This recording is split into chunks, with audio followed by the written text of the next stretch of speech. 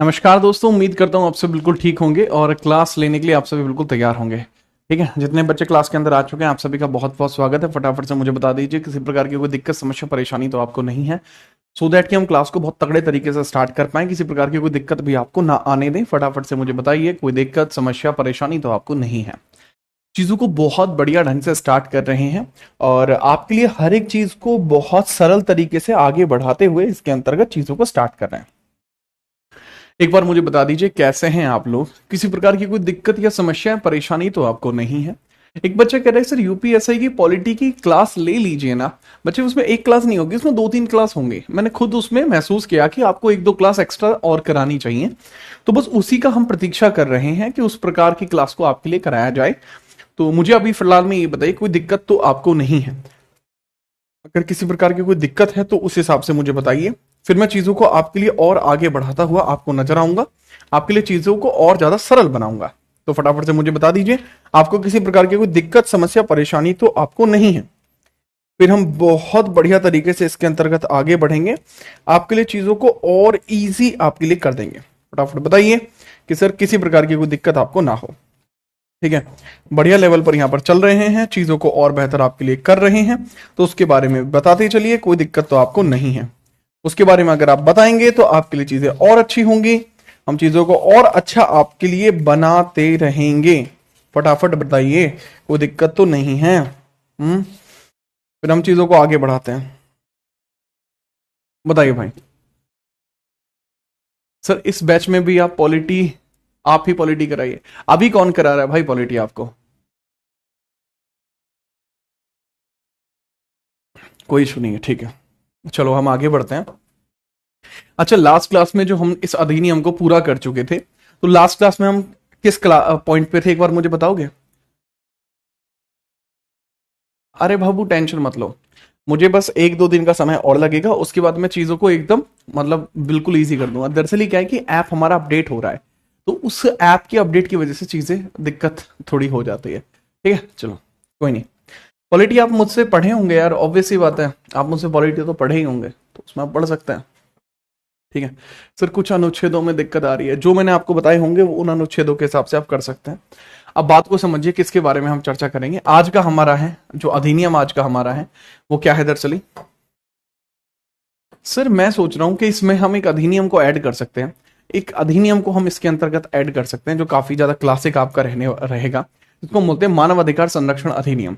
मानव अधिकार संरक्षण अधिनियम की हम बात कर लेते हैं, जो कि आपको 1993 में देखने को मिला है। आरटीआई में संशोधन कब हुआ था, हम बता चुके थे आरटीआई में संशोधन कब हुआ था, मैंने बताया था आरटीआई में संशोधन के बारे में। ये रहा ना आरटीआई संशोधन 2019, मैंने बताया था। ये चीज हो चुकी थी, ये कंप्लीट हो गया है, अगली बार समझिए। अच्छा, अरे हाँ यार, नए बैच में मेरा स्लॉट थोड़ा सा टाइम का इशू हो रहा था मुझे, तो इसमें आप देख लीजिए। मानव अधिकार अधिनियम, मानवाधिकार, मानवाधिकार अधिनियम, मानवाधिकार संरक्षण अधिनियम, मानवाधिकार संरक्षण अधिनियम, मानव अधिकार संरक्षण अधिनियम। लिख लीजिए बाबू, मानवाधिकार संरक्षण अधिनियम, अधिनियम। तो मानवाधिकार संरक्षण अधिनियम की हम बात कर रहे हैं। ओके, चलो तो इसको हम किस तरीके से देखेंगे वो क्या है, इंग्लिश में इसको हम क्या बोलेंगे, मानवाधिकार संरक्षण अधिनियम को हम इंग्लिश में किस तरीके से जानेंगे, फटाफट बताइए। सर ये मानवाधिकार आपको देखने को मिल जाएगा जिसको बोला जाएगा the protection of human rights act 1993, the protection of human right act 1993, the protection of, the protection of human right, the protection of human rights act 1993 का एक्ट है सर, 1993 का एक्ट है, और मानवाधिकार संरक्षण अधिनियम इसको हम कहेंगे। कोई दिक्कत है? नहीं सर कोई दिक्कत नहीं है, आगे बढ़िए। देन बात आती है कि आखिरकार सर मानवाधिकार क्या है। मानवाधिकार आपको क्या देखना, मानवाधिकार आपको क्या देखने को मिलता है, what is human right, what is human right. आपसे सामने आता है सबसे पहले सवाल, व्हाट इज ह्यूमन राइट। पहला सवाल है, बड़ा कॉमन है, व्हाट इज ह्यूमन राइट। आपके सामने यही बात आएगी, मानवाधिकार क्या है। आप क्या सोचेंगे मानवाधिकार क्या है? आपकी नजरों में मानवाधिकार क्या है? सर मेरी नजरों में मानवाधिकार क्या है? मनुष्य को मिलने वाले अधिकार ही मानवाधिकार है। ठीक है, एक जीवन स्तर को बेहतर करने के लिए मनुष्य को जिन अधिकारों की प्राप्ति होती है उसको हम अधिकार बोलते हैं, और वो क्योंकि मानव को मिले होते हैं तो वही मानवाधिकार है। मनुष्यों को प्राप्त वही अधिकार जो उनके जीवन स्तर को बेहतर करते हैं। मनुष्य को प्राप्त वह अधिकार, मनुष्यों को प्राप्त वह अधिकार, मनुष्यों को प्राप्त, मनुष्य को प्राप्त वे अधिकार, मनुष्य को प्राप्त वे अधिकार जो उसके जीवन स्तर को बेहतर करते हैं, जो उसके जीवन स्तर को बेहतर करते हैं, जो उसके जीवन स्तर को, जो उसके जीवन स्तर को बेहतर करते हैं, बेहतर करते हैं, बेहतर करते हैं, वो कहलाते हैं भाई जी human rights. The rights which enhance the rights which enhance the life expectancy of human, rights which expend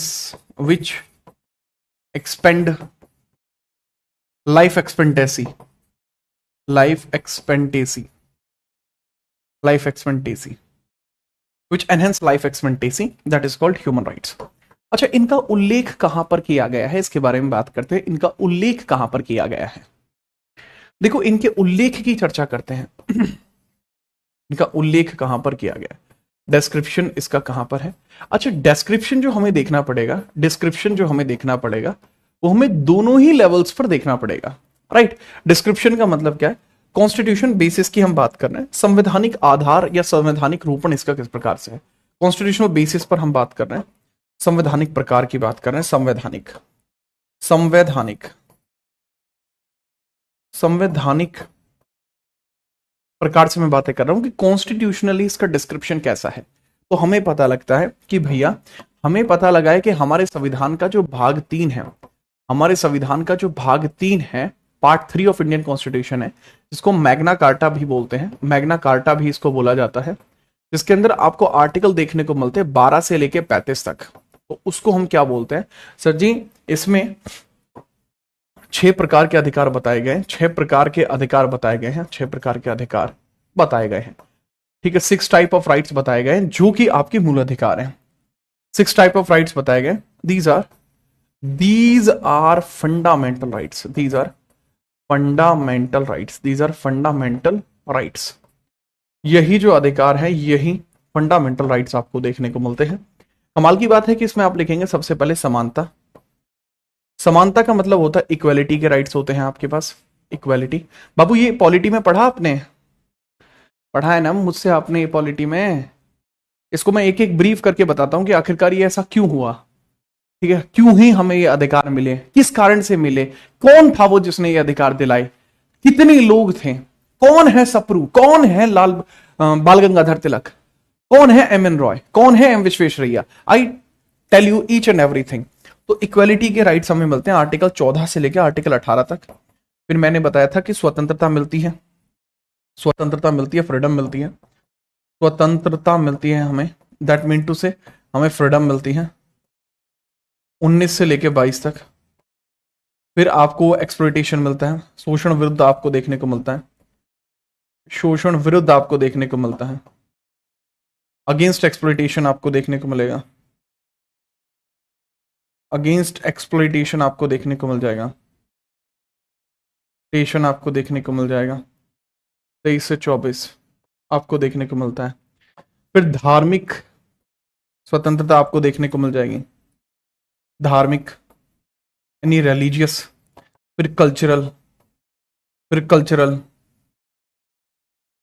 and cultural के बाद यानी सांस्कृतिक के बाद आता है संवैधानिक उपचार, फिर आता है संवैधानिक उपचार, फिर आता रेमेडी यानी उपचार, रेमेडी यानी उपचार। उपचार का मतलब होता है किसी की दवाई गोली कर देना। तो अगर आपके मौलिक अधिकारों में किसी प्रकार का कोई संकट आता है तो उनकी दवाई गोली कर देना इसी में आता है। तो इसमें हम आर्टिकल भी देख लेते हैं भाई जी इसके, जैसे रिलीजियस के 25 से लेकर 28 है, ये 29 से लेकर 30 है, और ये 32 है खाली। तो इस तरीके से हमें पता लगा कि हमारे फंडामेंटल राइट्स हैं, इनका जो हनन होता है, इनका जो हनन होता है उसके लिए क्या है, यदि इनका हनन होता है, यदि इनका हनन होता है, इन सब का हनन होता है, तो आर्टिकल 32 में जाया जाता है। ये बात आप जानते हैं आर्टिकल 32 क्या कहता है कि अगर इन सब का हनन होगा तो आर्टिकल 32 में जाएंगे। लेकिन मूल अधिकारों का हनन होने पर भले ही हम आर्टिकल 32 में जाते हैं, लेकिन इसके लिए दंड के प्रावधान आपको मानव अधिकार संरक्षण अधिनियम में बताए जाते हैं। कृपया करके इसको नोट करिए, फिर आगे बढ़ते हैं।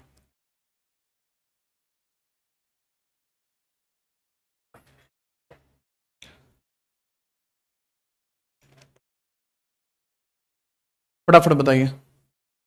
देखो मैंने आपको बताया कि बच्चे, आपको जितने भी मूल, यहां पे आपको मूल अधिकार दिख रहे हैं, मूल अधिकार आपको दिख रहे हैं, ठीक है। चलिए हमें पता लगा कि ये जितने भी मूल अधिकार हैं ये हमें प्राप्त है। अच्छा बात को समझना, प्राप्त अधिकार जो हैं ये मूल अधिकार, डीपीएसपी, ये भी अधिकार होते हैं। सामान्य अधिकार, मूल अधिकार, सामान्य अधिकार भी आपको कुछ प्राप्त होते हैं।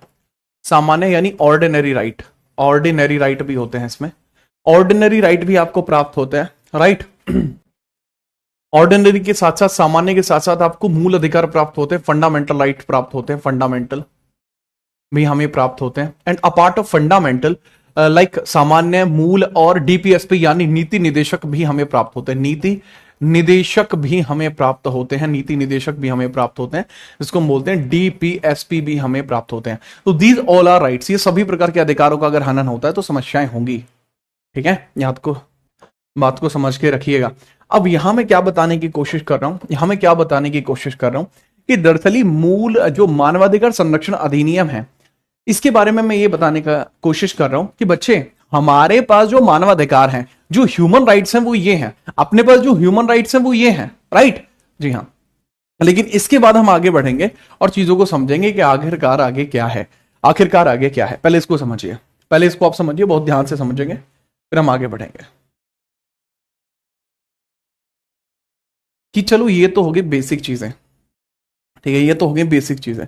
अब इसके बाद मैंने केवल अधिकारों की जकरा आपके सामने कर दिया, लेकिन अब मैं यहां पर चर्चा करता हूं कि अंतरराष्ट्रीय स्तर पर इसके बारे में क्या हुआ है, उसके बारे में हम बात करते हैं। अंतरराष्ट्रीय स्तर पर आखिरकार इसके लिए क्या प्रयास हुए।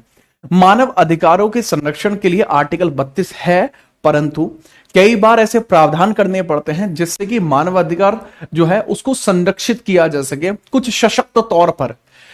आर्टिकल 32 केवल और केवल आपके मौलिक अधिकारों को बचाएगा, यह किसी दूसरे व्यक्ति को सजा नहीं देगा। तो इसको बनाए जाने का ऑब्जेक्टिव यह था कि अगर कोई मानव अधिकारों का संरक्षण का हनन करता है तो उसको दंड मिले, तो दंड देने के लिए यह बनाया गया था। बात आई समझ में। अब हम आगे बढ़ते हैं और आगे समझते हैं। एक बच्चा कह रहा है बीएनएस कब स्टार्ट होगा। इसके बाद आपके दो एक्ट बचते हैं, एक तो आपका ट्रैफिक के वो बच्चे हैं, ट्रैफिक के इमेजेस वगैरह बचते हैं। सेकंड आपका एक चैप्टर बचता है जिसको हम बोलते हैं इनकम टैक्स। थर्ड आपका बचता है जो है साइबर सिक्योरिटी। फोर्थ आपका बचता है क्या बोलते हैं उसको, राइट टू एजुकेशन। उसके बाद हम बीएनएस और बीएनएसएस को कर लेंगे और आपका जो सिलेबस है वो इस वाले बेसिस पे कंप्लीट होगा। जो आपके सिलेबस एक्ट बचे हुए हैं, जो बाद में बैचेस ऐड हुए हैं, उनके लिए रिपीटेटिव तौर पर चीजें स्टार्ट होंगी। आप टेंशन मतलब हर एक चीज को कवर कराऊंगा। अब मानवाधिकार संरक्षण अधिनियम के लिए जो अंतरराष्ट्रीय बाउंड्रीज हैं, हम उनको थोड़ा सा टच करने की कोशिश करते हैं कि मानवाधिकार संरक्षण अधिनियम के लिए अंतरराष्ट्रीय बाउंड्रीज को आप कैसे ही टच कर पाएंगे उसके बारे में समझिए। इंटरनेशनली इसको टच करते हैं, चलिए बात करते हैं। इसको हम इंटरनेशनली कैसे टच कर पाएंगे वो समझिएगा। हेडिंग वही है, मानवाधिकार, मानवाधिकार संरक्षण अधिनियम, मानवाधिकार संरक्षण अधिनियम, अधिनियम 1993, अधिनियम 1993 की हम बात करते हैं, ठीक है। चलो sir, land acquisition and rehabilitation act, बिल्कुल वो भी कराऊंगा। भू अधिग्रहण के एक्ट को भी मैं कराऊंगा, टेंशन मत लो। प्रमुख मुकदमे भी कराऊंगा, ऐसे तो है, प्रमुख मुकदमे भी कराऊंगा भैया। अब यहां पे समझिएगा कि मानवाधिकार संरक्षण के बारे में आप समझिए, इस पर अंतरराष्ट्रीय स्थिति के बारे में, अंतरराष्ट्रीय प्रयास, इंटरनेशनल इसमें प्रैक्टिसेस कैसी हैं, अंतरराष्ट्रीय प्रयास कैसा है। तो जैसा मैंने बताया, इंटरनेशनल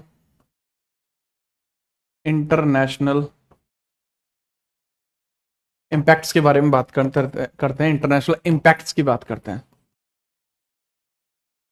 तो बात है सबसे पुरानी, जिसको बहुत इंपॉर्टेंट जाना जाएगा, 10 दिसंबर 1948 की बात है। बहुत इंपॉर्टेंटली इसको ना पॉइंट बना के लिखना, 10 दिसंबर 1948 की बात है। 10th of December 1948, 10th of December 1948, 10 दिसंबर 1948 आपको देखने को मिल जाएगा। तो जो 10 दिसंबर 1948 हमें पता लगता है, ये क्या है 10 दिसंबर 1948?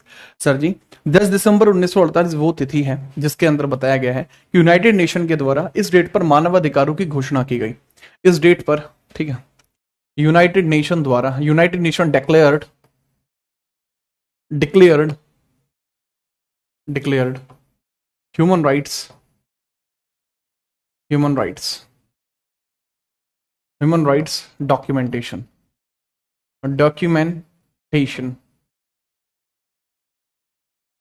ठीक है। इसको बोलते हैं, इस दिन को बोलते हैं यूडीएचआर।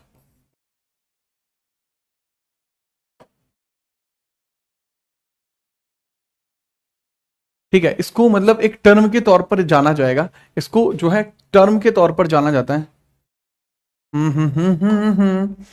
टर्म क्या है बताना एक बार? United Nation human rights declaration, human rights declaration, human rights declaration, declaration, ठीक है। तो इसको इस तरीके से बोला जाता है, ठीक है। तो इसके बारे में बताइए कि इसके लिए क्या हम बोलेंगे। ठीक है, संयुक्त राष्ट्र इसको बोलते हैं, United Nation human right declaration इसको बोला जाता है, ठीक है। इसको बोलते हैं universal universal declaration on human rights, on human rights, human rights इसको बोलते हैं। यूडीएचआर इसको बोला जाता है, यूनिवर्सल डिक्लेरेशन ह्यूमन राइट्स, मानवाधिकार, सार्वभौमिक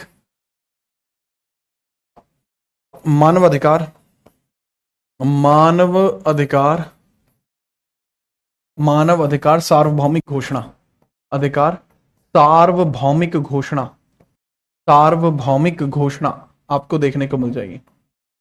मानवाधिकार सार्वभौमिक घोषणा आपको देखने को मिल जाएगी, तो हम इसके बारे में समझेंगे, सार्वभौमिक घोषणा के बारे में हम समझेंगे, universal declaration on human rights के बारे में समझेंगे, जो कि बहुत ज्यादा क्लासी है।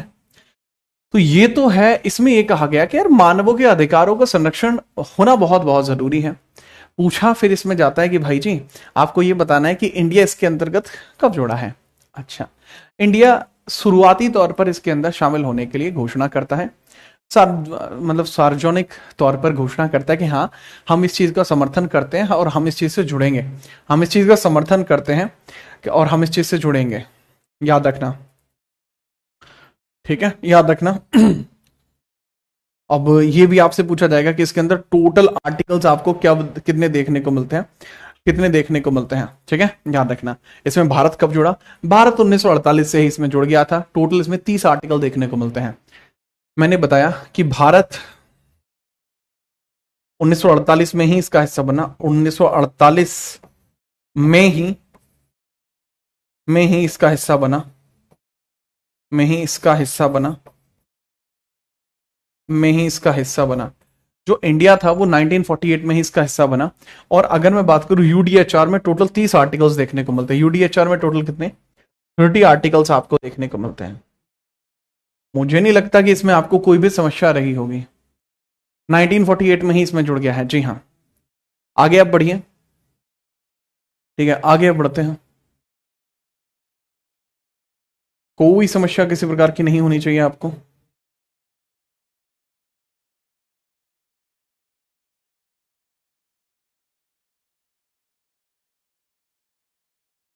क्लियर है, ठीक है। इसके बाद हमें 1991 के अंदर देखने को मिलता है जो पेरिस डिक्लेरेशन है, या तो आप उसे पेरिस डिक्लेरेशन बोल लीजिए, पेरिस वार्ता बोल लीजिए, ठीक है, पेरिस समिट बोल लीजिए। 1966 के बारे में जो बच्चे बात कर रहे हैं कि सर 1966 में क्या देखने को मिलेगा, उसके बारे में भी मैं बात करूंगा। अब यहां पे मैं कुछ चीजों को क्लियर करता हुआ आपको नजर आऊंगा कि सर इस चीज में ये कहा गया था, इसका ऑब्जेक्टिव क्या था कि मनुष्य के, इसका ऑब्जेक्टिव समझिएगा, इसका ऑब्जेक्टिव क्या था, इसका ऑब्जेक्टिव था कि मनुष्य के अधिकारों की सुरक्षा अंतरराष्ट्रीय मुद्दा है। इसका ऑब्जेक्टिव या उद्देश्य केवल इतना ही था, मनुष्य के अधिकारों की सुरक्षा होनी चाहिए। इसका उद्देश्य था कि मनुष्य के अधिकारों की सुरक्षा होनी चाहिए, मनुष्य के अधिकारों की सुरक्षा के लिए समन्वयन, मनुष्य के अधिकारों की सुरक्षा के लिए, समन्वयन के लिए समन्वय, समन्वय आपको देखने को मिलेगा। समन्वय यानी कोऑर्डिनेशन है, दिस इज कोऑर्डिनेशन, कोऑर्डिनेशन है, coordination for human right protection, human right protection आपको देखने को मिलेगा। नेक्स्ट हम आगे बढ़ते हैं। 1991 के अंदर एक होता है पेरिस समिट, आपको देखने को मिलेगी 1991 में। अब यहां तो ये चीजें क्लियर हो गई हैं, लेकिन अब 1991 में कुछ समस्याएं होंगी, उनको भी हम क्लियर करेंगे।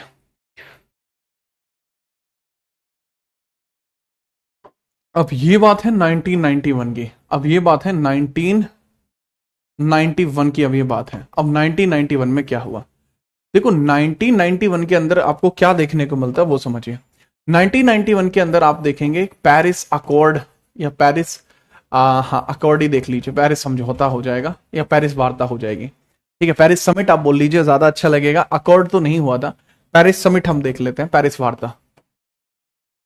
अच्छा कमाल की बात यह है कि ये जो मीटिंग है, जो ये हुई है, ये वाली, ये कहां पे हुई है, ये भी पेरिस में हुई है, ये भी आपकी पेरिस फ्रांस में ही हुई थी, ठीक है। चलो तो अब यहां पे क्या होता है, जो ये पेरिस समिट होती है, पेरिस सम्मेलन इसको बोलेंगे, पेरिस के अंदर होती है पेरिस वार्ता, पेरिस वार्ता आपको देखने को मिल जाएगी। तो पेरिस वार्ता के अंदर क्या कहा गया कि प्रत्येक देश में मानवाधिकार के संरक्षण के लिए, प्रत्येक देश में मानवाधिकार के संरक्षण के लिए एक समिति का होना अनिवार्य है, या मतलब होनी चाहिए प्रत्येक देश में। इसका सुझाव आता है प्रत्येक देश में, प्रत्येक देश में, प्रत्येक देश में। बड़ी बात है कि पेरिस समिट जो है ना, प्रत्येक देश में मानवाधिकार संरक्षण के लिए, मानवाधिकार, प्रत्येक देश में मानवाधिकार संरक्षण के लिए, मानवाधिकार संरक्षण के लिए, मानवाधिकार संरक्षण के लिए, मानवाधिकार संरक्षण के लिए, प्रत्येक देश में मानव अधिकार संरक्षण के लिए संस्था का होना आवश्यक है, ठीक है। संस्था होनी चाहिए, संस्था होनी चाहिए, होनी चाहिए। तो इस संस्था के रूल रेगुलेशन क्या होंगे उसके बारे में बात की गई है। इस संस्था का निर्माण प्रावधान इसमें बताए गए थे। इस संस्था के निर्माण प्रावधान इसमें बताए गए थे, निर्माण प्रावधान इसमें बताए गए, प्रावधान इसमें बताए गए, इस संस्था के निर्माण प्रावधान इसमें बताए गए थे, ठीक है। इस संस्था के निर्माण प्रावधान इसमें बताए गए थे, तो अब लिख लीजिएगा, ठीक है। Provision to make these organisation आपको देखने को मिल जाएंगे, ऑर्गेनाइजेशन आपको देखने को मिल जाएंगे। तो provision to make these organisation, इसके अंदर चर्चा की जा रही है, प्रत्येक देश में मानवाधिकार संरक्षण के लिए संस्था होनी चाहिए, इसकी बात यहां पर की जा रही है। इससे बात नहीं बनी, लोगों ने इसको बहुत हल्के में लिया, सभी ने इसको बहुत लाइटली लिया कि ये हर बार का है इन लोग का, तो होता कुछ है नहीं, चीजें बस इसी तरीके से करते रहते हैं। लेकिन उसके बाद आपको देखने को मिलता है इंडिया के अंदर, ठीक है, जो आपको देखने को मिलता है उसकी हम बात कर रहे हैं। फिर आपको देखने को मिलता है 12 अक्टूबर 1993, इसी का एक प्रभाव था, इसी के प्रभाव से आप देखेंगे, इसी के प्रभाव से आप देखेंगे, इसी के प्रभाव से आप देखेंगे, प्रभाव से आप देखेंगे, इसी के प्रभाव से, लिखने की जरूरत नहीं है, bye it's impact, bye it's impact, bye it's impact, इसी के प्रभाव से आपको कई सारी बातें क्लियर होंगी दिमाग में। और वो कई सारी बातें क्या हैं, जैसे ही आप इसके बारे में चर्चा करते हैं, इसी के इंपैक्ट के बारे में चर्चा करते हैं, तो बहुत ना क्लैरिटी के साथ 2-3 बातें आपके समक्ष आती हैं। पहली बात आपके समक्ष ये आती है कि यहीं पर यूनाइटेड नेशन महासभा ने उच्चायुक्त कार्यालय स्थापित किया। यूनाइटेड नेशन महासभा उच्चायुक्त कार्यालय बनाता है, उच्चायुक्त कार्यालय बनाया, उच्चायुक्त कार्यालय, हाई कमीशन ऑफिस बना दिया। तो इसमें क्या बना दिया, यूनाइटेड नेशन जनरल असेंबली ने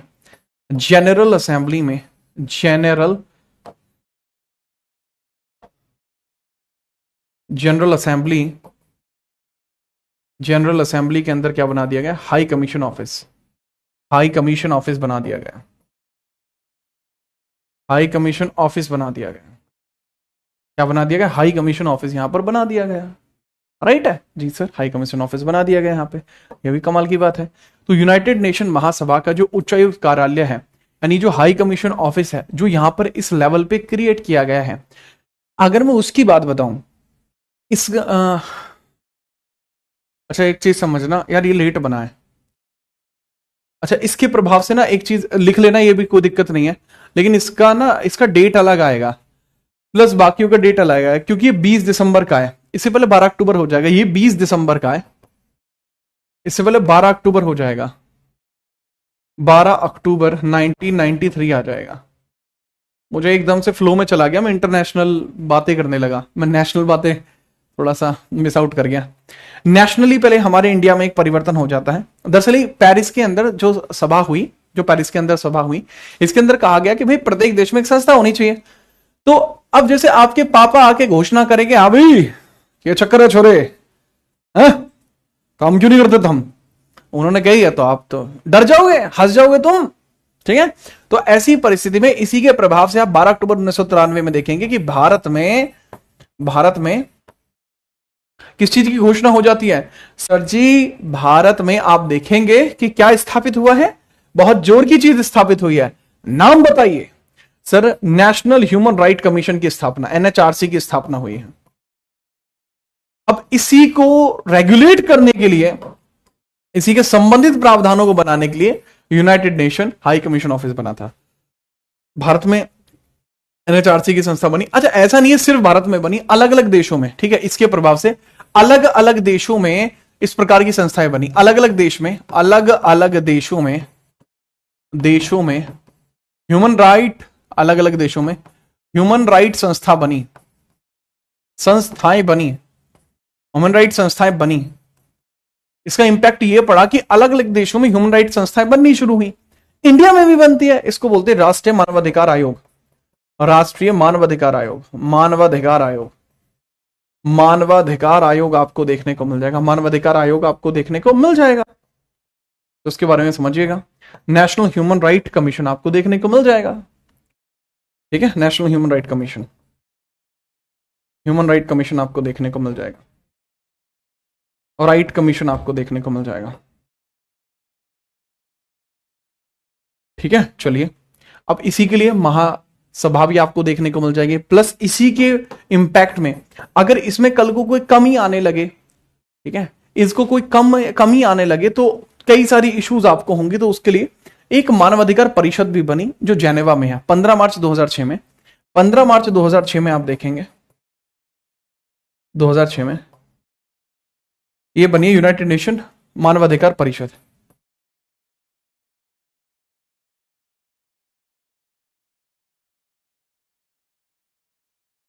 मानवाधिकार परिषद आपको देखने को मिल जाएगी, मानवाधिकार परिषद आपको देखने को मिल जाएगी, ह्यूमन राइट काउंसिल आपको देखने को मिल जाएगी, ह्यूमन राइट काउंसिल आपको देखने को मिल जाएगी,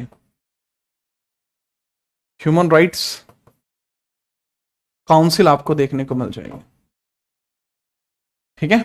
ये कहां पे है सर, ये दिस इज इन स्विट्जरलैंड, ये जेनेवा स्विट्जरलैंड में आपको देखने को मिल जाएगी। ये कहां पे, जेनेवा स्विट्जरलैंड में देखने को मिल जाएगी, जेनेवा में है ये, जेनेवा स्विट्जरलैंड में आपको देखने को मिल जाएगी। तो ये कुछ बातें हुई। अब यहां पे क्या था कि जिस प्रकार से आपको यहां पे ये प्रभाव देखने को मिला, भारत के अंदर एनएचआरसी बना है, इसी तरीके से एसएचआरसी भी बना है, स्टेट ह्यूमन राइट कमीशन भी बना है। तो इन सब के बारे में प्रावधानों को हमें थोड़ा समझना होगा, और चलिए इसके बारे में हम चर्चा करते हैं। मानवाधिकार अधिनियम की हम बात करते हैं। फटाफट पहले यहां तक बताइए क्लियर हुआ या नहीं। कुछ बच्चों की कमेंट ले लेता हूं, जैसे शिव कुमार है और दूसरा लड़के का नाम है सपना। सर पॉलिटी कंप्लीट हो गया है क्या? पॉलिटी के 2 लेक्चर बचे हैं। दूसरा, सर क्लास डाउनलोड नहीं हो रही है, कुछ समाधान करिए। टीम टेक्निकल लगी हुई है, वो इसका समाधान कर देगी।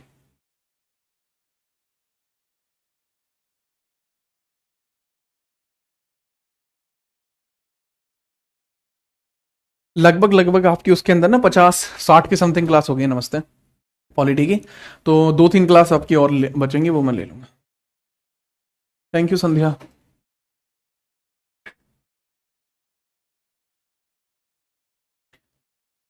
Sir land acquisition rehabilitation act आप कब पढ़ाएंगे? इसके बाद भाई, इसके बाद तो अगला एक्ट में इनकम टैक्स पढ़ाऊंगा, देन आरटीआई पढ़ाऊंगा, देन मैं ये जो लैंड एक्विजिशन रिहैबिलिटेशन एक्ट है वो पढ़ा लूंगा।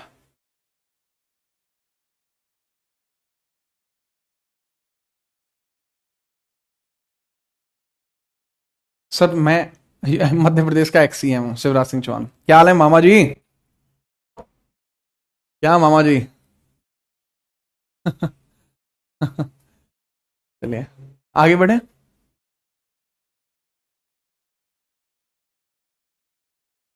आगे बढ़े, ये लीजिए फिर चर्चा करते हैं भाई जी इसमें फिर आगे। तो अब हम अपने अधिनियम की बात करते हैं। Now we talk about our act. अब हम अपने अधिनियम की बात करते हैं। अब अधिनियम का नाम क्या है आप बताइए?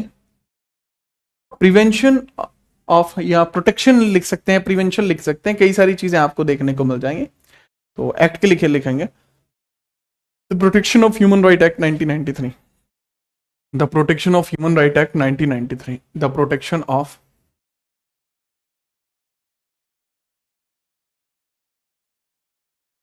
ऑफ ह्यूमन राइट एक्ट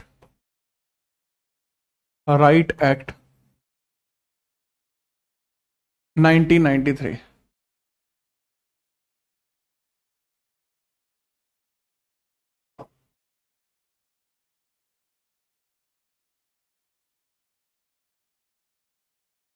इसको किस प्रकार से हम जानेंगे? मानवाधिकार संरक्षण अधिनियम, मानवाधिकार संरक्षण अधिनियम 1993। तो मानवाधिकार संरक्षण नियम 1993 हम देख लेंगे, ठीक है। चलो, तो इसके बारे में बहुत ध्यानपूर्वक हम बातों को समझाते हैं कि भाई जी मानवाधिकार संरक्षण अधिनियम 1993 आपको कैसा देखने को मिलता है। बताइए सर जी। सर मानवाधिकार संरक्षण अधिनियम के बारे में अगर हम चर्चा करते हैं तो सबसे पहले आपको पूछा जाएगा कि यह जो एक्ट है कि भाई यह एक्ट आपका कब पेश किया गया था, कब पेश कब हुआ या पारित कब हुआ, और लागू कब से आपका ये माना जाएगा। ठीक है, लागू आपका कब से माना जाएगा या पेश कब हुआ, लागू कब से माना जाएगा, उसके बारे में पूरा आपको जानकारी होनी चाहिए। तो दरअसली आपसे पूछा जाएगा कि भाई जो अगर इसकी बात करें कि यह पारित कब हुआ, तो 8 जनवरी में है और 28 सितंबर में लागू है। 8 जनवरी 28 सितंबर, 8 जनवरी और 28 सितंबर। कमाल की बात है कि लागू 28 सितंबर में होगा और 1993 में होगा ये, और ये 1994 से पारित होगा। तो बैकडेट से कैसे पारित हुआ? दरअसल लागू होने की बात पे यहां कर दिया गया। लागू भी ये कभी हुआ था, पेश भी ये कभी हुआ था, पेश भी इसको माना गया था 28 सितंबर में। पेश, इंट्रोड्यूस भी कब माना गया था? इंट्रोड्यूस के हिसाब से अगर देखें तो इंट्रोड्यूस के हिसाब से ही लागू किया गया है। तो पारित यानी पास कब हुआ है, एनेक्ट का मतलब है लागू कब से हुआ, एनेक्ट। तो बैक डेट से इसको एनेक्ट किया गया है, ठीक है। गत तिथि के हिसाब से इसको एनेक्ट किया गया है, गत तिथि के हिसाब से इसको एनेक्ट किया गया है, गत तिथि, ठीक है। चलो, डेट इन पास्ट आपको देखने को मिल जाएगी, जो इसके रिगार्डिंग आपको पता लगता है, इसकी डेट पास्ट में आपको देखने को मिलते हैं, ठीक है। अब बात आता है कि ठीक है सर, इसके अंदर आपको कितने टोटल इसके भाग कितने देखने को मिलते हैं, टोटल भाग इसमें कितने आपको देखने को मिलते हैं, टोटल भाग आपके कितने हैं, भाग यानी पार्ट्स आपको कितने देखने को मिलते हैं, पार्ट्स। तो पार्ट्स के बारे में पता होना चाहिए। दूसरा आपको देखने को मिलता है, टोटल भाग के बारे में छोड़िए, आप ये बता दीजिए भाग के साथ साथ इसमें टोटल सेक्शन कितने, धाराएं कितनी है, धाराएं कितनी है, सेक्शंस कितने हैं, टोटल सेक्शंस आपको इसमें कितने देखने को मिल जाएंगे, भाग अर्थात इसके अंदर सेक्शंस आपको टोटल कितने देखने को मिल जाएंगे, इसके बारे में बातें होंगी। सर 8 भाग हैं, 43 सेक्शन आपको टोटल देखने को मिल जाएंगे। 8 भाग हैं, 43 सेक्शन या धाराएं आपको देखने को मिल जाएंगी। इसका ऑब्जेक्टिव क्या है, ऑब्जेक्टिव समझ लीजिए। ऑब्जेक्टिव 3 हिस्सों में लिख सकते हैं चाहे तो। ऑब्जेक्टिव क्या है, उद्देश्य बच्चे इसका क्या आपको देखने को मिलता है। उद्देश्य बहुत कॉमन है। पहला, मानव अधिकारों की रक्षा करना, पहला पॉइंट हो जाएगा। मानव अधिकारों की रक्षा करना, मानव अधिकारों की रक्षा करना, मानवाधिकारों की रक्षा करना, मानवाधिकारों की रक्षा, मानवाधिकारों की रक्षा करना, protection of human rights, protection of human rights, ये तो कॉमन हो गया ना, प्रोटेक्शन ऑफ ह्यूमन राइट, क्योंकि यार ये तो हमें यहीं से पता लग रहा है ह्यूमन राइट के प्रोटेक्शन के लिए। दूसरा, मानवाधिकार के हनन पर शास्ति, मानवाधिकार के हनन संबंधी शास्ति, मानवाधिकार के हनन संबंधी, हनन होने पर शास्ति प्रावधान, शास्ति प्रावधान। तो ये कैसे है, abatement, abatement, abatement when HR human rights are, ठीक है, अल्टर्ड। जब मानव अधिकारों के अंदर कोई ऊंच नीच हो जाती है तो उसके संबंध में शास्ति किस प्रकार से होगी, उसके बारे में यहां पर भी चर्चा की गई है, उसके बारे में यहां पर भी चर्चा की गई है। अब उसी के बारे में हम समझेंगे किस प्रकार से बातें आपको देखने को मिल जाएंगे। कमाल की बात यह है कि इसके क्वेश्चन आप करना चाहते हो, बताओ एक बार, क्या आप इसके क्वेश्चन करना चाहते हो, इस एक्ट के मानवाधिकार के क्वेश्चन करना चाहते हो? मैं तुम्हें बहुत तगड़ा तरीका बताऊंगा। हाँ या ना में जवाब दो, मानवाधिकार के ही सिर्फ। थियरी तो मैं कराता ही हूं, क्वेश्चन अगर करना चाहते हो तो बताओ एक बार, हाँ या ना में जवाब दो। अगर मैं बात करूं धाराएं, इसमें आपको पहली धारा, पहले भाग 1 अगर मैं समझाऊं आपको, भाग एक जो आपका होता है परिचयात्मक, यानी प्रीलिमिनरी आपको देखने को मिल जाएगा, ठीक है, यानी प्रारंभ में आपको पता लगेगा। प्रारंभ ये भाग है, पहला भाग है जिसको प्रीलिमिनरी कहेंगे, ठीक है। अब इसके अंदर पूछा जाएगा कि कितने आपको पार्ट्स देखने को मिल जाएंगे, कितने इसमें पार्ट्स आपको देखने को मिल जाएंगे। सर इसके अंदर है सेक्शन या धारा 1 और 2, इसमें है धारा 1 और 2, धारा 1 और 2, 1 और 2 आपको देखने को मिल जाएगी। तो पूछा ये जाता है लाल कि सबसे पहले तो आप बताइए धारा 1 में क्या लिखा हुआ है। धारा 1 में लिखा हुआ है भाई साहब, इसका संक्षिप्त नाम, सेक्शन 1 में लिखा हुआ है इसका संक्षिप्त नाम क्या होगा, इसका विस्तार कहां तक है, संक्षिप्त नाम, विस्तार, और इसका प्रारंभ कब से हुआ है, ठीक है। चलो, तो इस चीज को आप लिख सकते हैं brief name, expansion and start. इसका आप लिख सकते हैं ब्रीफ नेम, इसका क्या होगा, एक्सपेंशन इसका क्या होगा, विस्तार यानी एक्सपेंशन इसका क्या होगा, और इसका आरंभ या प्रारंभ क्या हो गया, स्टार्ट इसका किस तरीके से होगा, उसके बारे में बात की गई है। तो इसके स्टार्ट के लिए तो वही है कि भाई स्टार्ट तो इसका यहां से होता है। संक्षिप्त नाम आपको पता लगता है कि सर इसको मानव अधिकार संरक्षण अधिनियम बोलते हैं। एक्सपेंशन इसका कहां है सर, संपूर्ण भारत में इसका एक्सपेंशन है, संपूर्ण भारत में इसका एक्सपेंशन है, भारत में इसका एक्सपेंशन है। तो that is very common in the entire India, ठीक है। चलिए, हाँ, तो क्वेश्चंस जो करना चाहते हैं मैं आपको बता देता हूं। क्वेश्चंस करने के लिए क्या कर सकते हैं, देखो आपके लिए ना मैंने कल बहुत तगड़ी क्लास ली थी, आर पार की क्लास ली थी कल मैंने आप लोगों के लिए, मतलब मजा ही आ गया था। क्लास कंडक्ट कराते टाइम मुझे भी ऐसा लग रहा था कि कुछ तो मैंने क्लासिक काम ही करा दिया, ठीक है।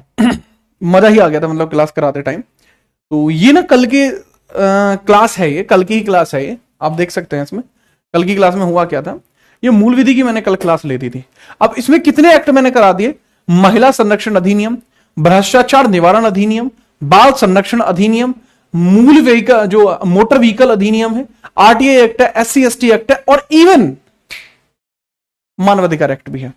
तो इसके बारे में भी आप देख सकते हैं। यहां लिख में बहुत कम पाया क्योंकि एक्ट बहुत सारे थे, मैं कहां तक लिख पाता, लेकिन बहुत जरूरी एक्ट इसमें शामिल मैंने किए, तो उनको जरूर जाके देखिएगा, लिखा हुआ है ना, लिखा हुआ है, आप सारे एक्ट पढ़ लेना। तकरीबन 3 घंटे की क्लास मैंने कल संडे में ली थी, मजा ही आ गया था, ठीक है। इसको आप बताइए फटाफट से, फिर हम आगे बढ़ते हैं और आगे हम देखते हैं इसका सेक्शन 2, धारा 2 की हम बात करते हैं। फटाफट बताओ।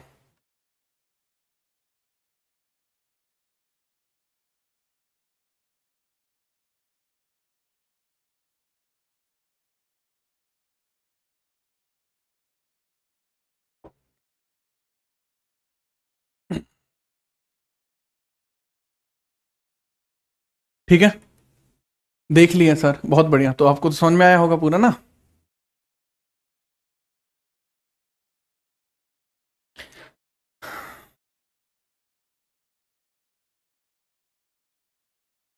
पारित कब हुआ था भाई? पारित हुआ था 8 जनवरी में।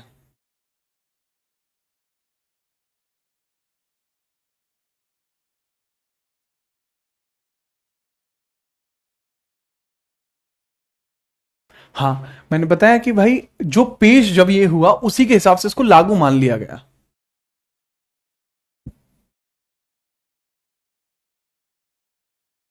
समझ आया? बढ़िया। आगे हम बात करते हैं अब इसी के संदर्भ में।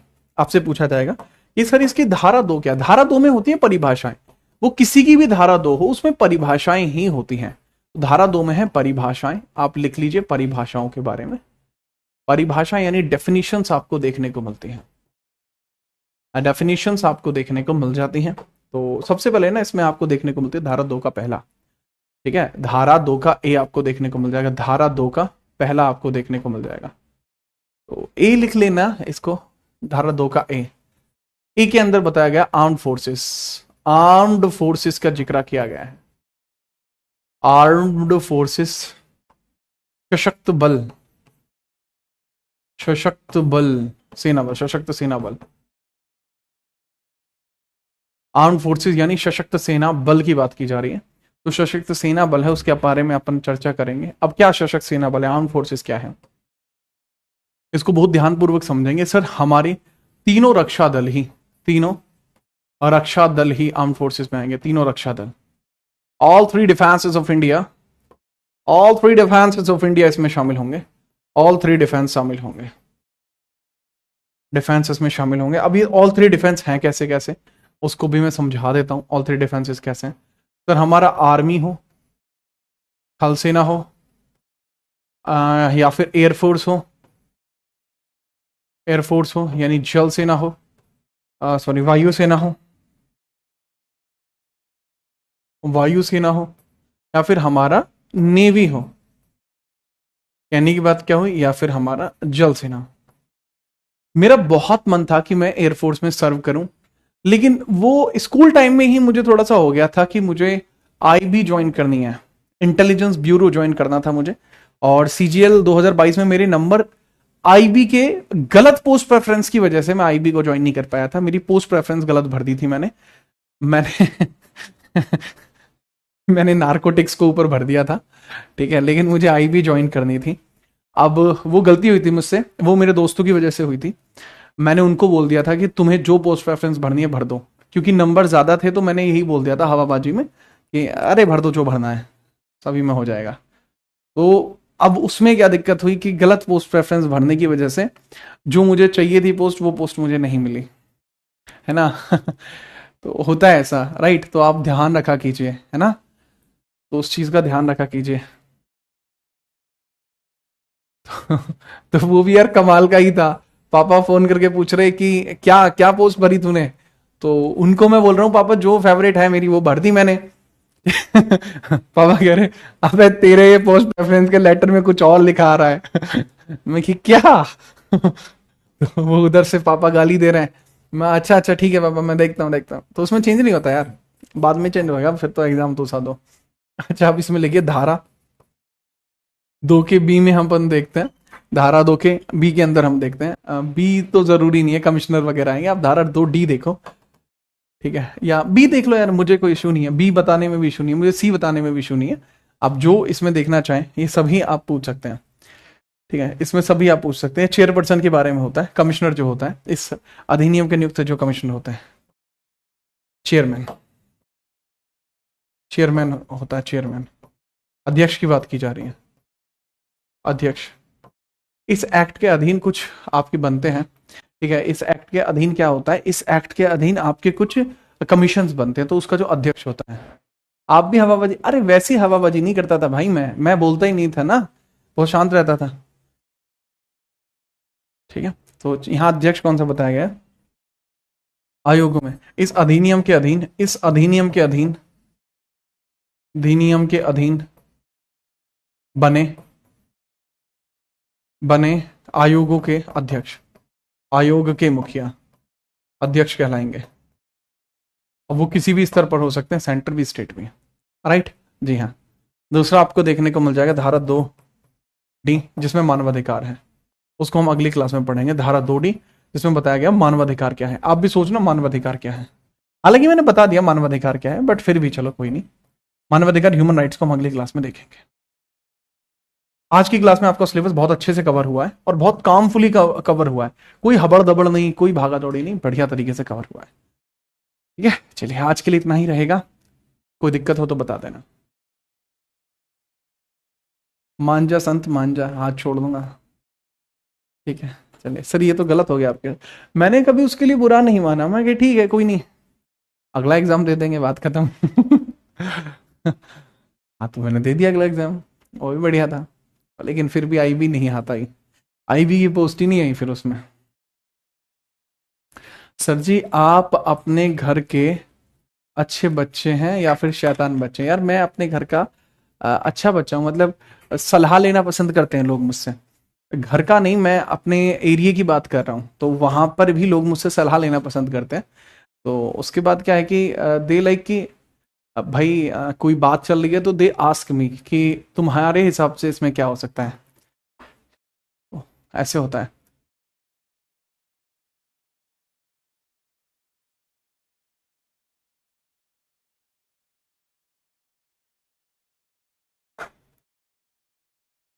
तो ज्योग्राफी की क्लास नहीं चल रहा है, मैं बोलता हूँ यार ज्योग्राफी वाले सर को, मैं बोल देता हूँ। हाँ चलो ठीक है, आज के लिए इतना ही रहेगा, ध्यान से पढ़ा करो। कल मैं फिर मिलूंगा आपसे अच्छे से, उत्साह उमंग एनर्जी के साथ। ठीक है हीरा बेटे। ठीक है, चलिए। ओके, हाँ भाई हुआ, उसके बाद नेक्स्ट में अगले में हुआ, तभी तो। ठीक है, आपका होम टाउन किधर है? I was born in Bulandshahr. ठीक है, चलिए, जय हिंद, वंदे मातरम।